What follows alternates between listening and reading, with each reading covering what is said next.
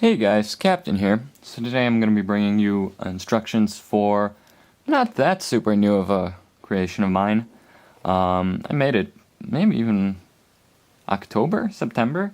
Don't really remember, but I never got around to filming the instructions for it. It's this little Mobile Frame Zero mech that I made, or I guess a frame.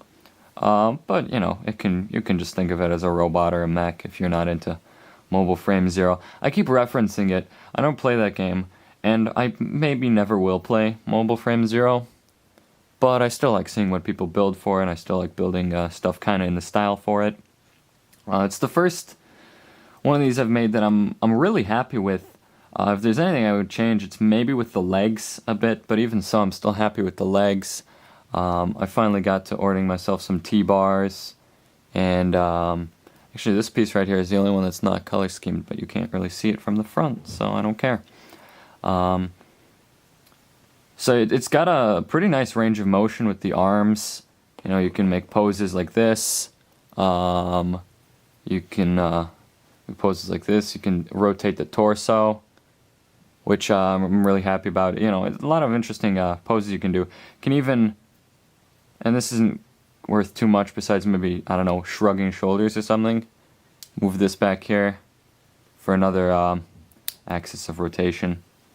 So big range of motion with these arms here, and that's something I'm really happy about because previously I've just had trouble doing that, and T-bars are just the best for it.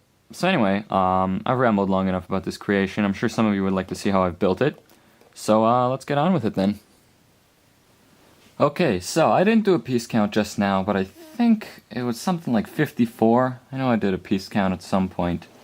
Anyway, let's start with the legs. They're symmetrical, so I already have one built.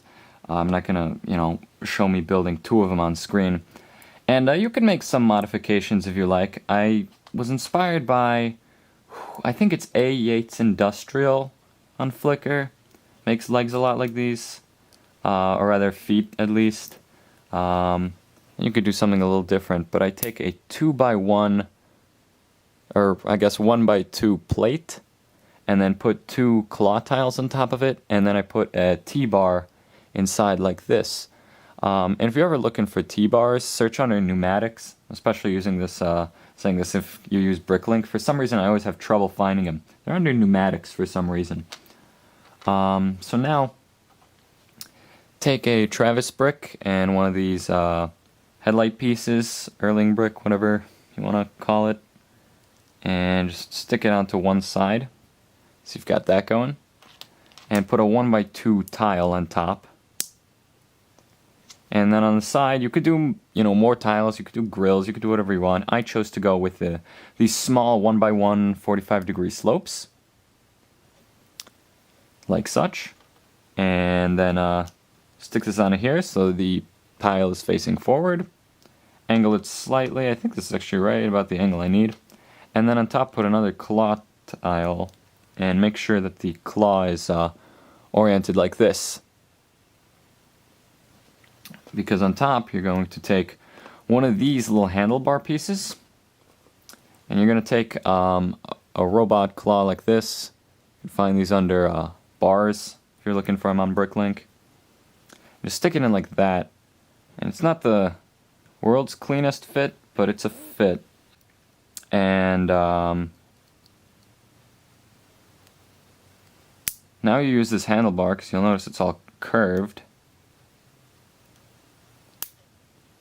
And you can stick the legs onto it, and it falls flat. You might have to do a little bit of adjustment.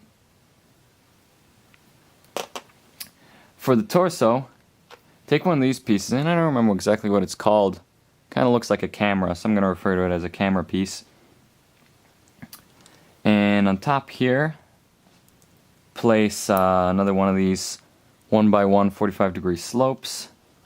In the back here, stick a 1x1 Technic brick, just lodge it into that stud, same thing we did for the legs. Top put a 1x2 plate, and then I put a 1x2 translucent orange tile. Looks pretty nice, you could do whatever you want with that, but it kind of looks like it has some kind of a face or a screen, I have a red grill lying around, translucent red grill. That would probably look good too. You could just make it solid color. You could even decide to extend the head somehow if you like. There is this hole here for you to work with. So whatever you want to do, it's up to you, but this is how I designed it. On the side, put claw tiles like this. Make sure you use this orientation. That'll be important in a second because we're going to stick T-bars into it. And we're actually going to angle these forward, almost entirely forward, not quite 90 degrees, but pretty close. And we're going to stick these pieces into them. Did I toy with the height a bit?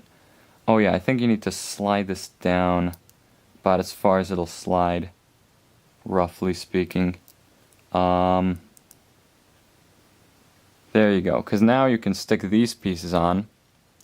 And these are, I guess they're supposed to be skis? I think that's how they were described. So stick those on. And the same thing for the other side.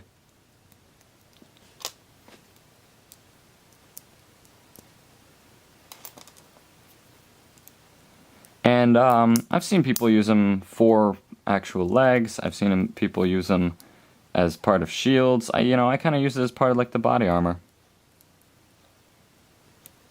Let's slide this down to be less of a problem. There we go. Doesn't intrude there. Doesn't intrude there.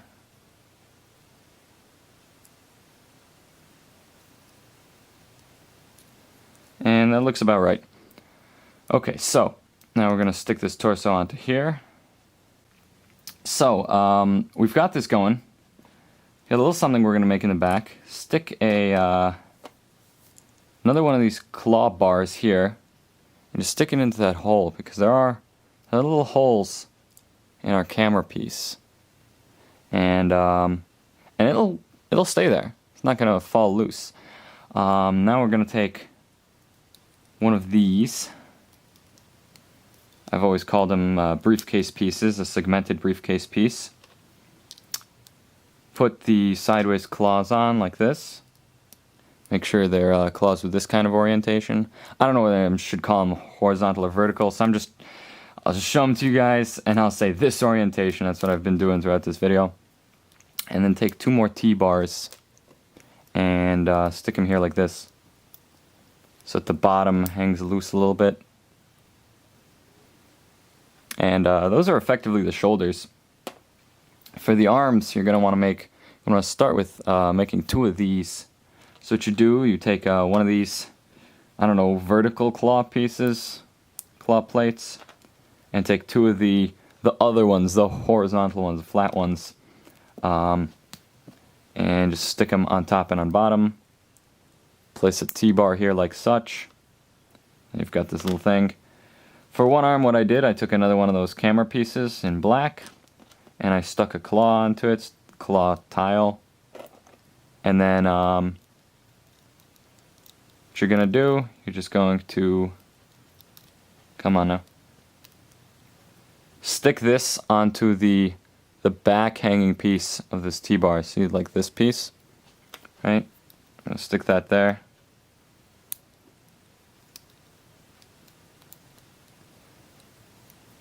And then for the other arm, I made a gun. What I did with that is I went and took another one of these flat claw plates, translucent orange stud, translucent orange cylinder, translucent orange cylinder, translucent orange stud,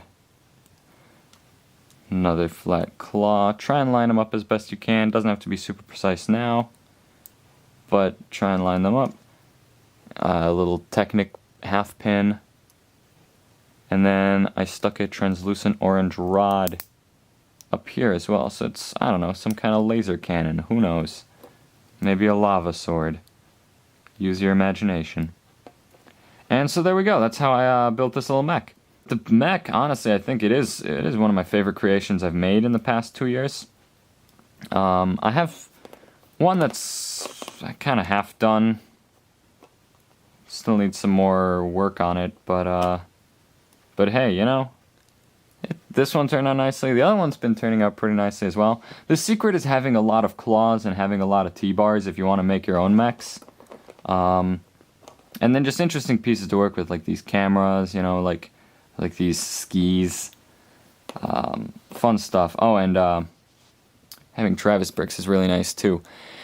Anyway, I guess that's about all then. So if you liked this video, please rate, comment, subscribe, send this to your friends, check out my other ones, and I will see you guys next time.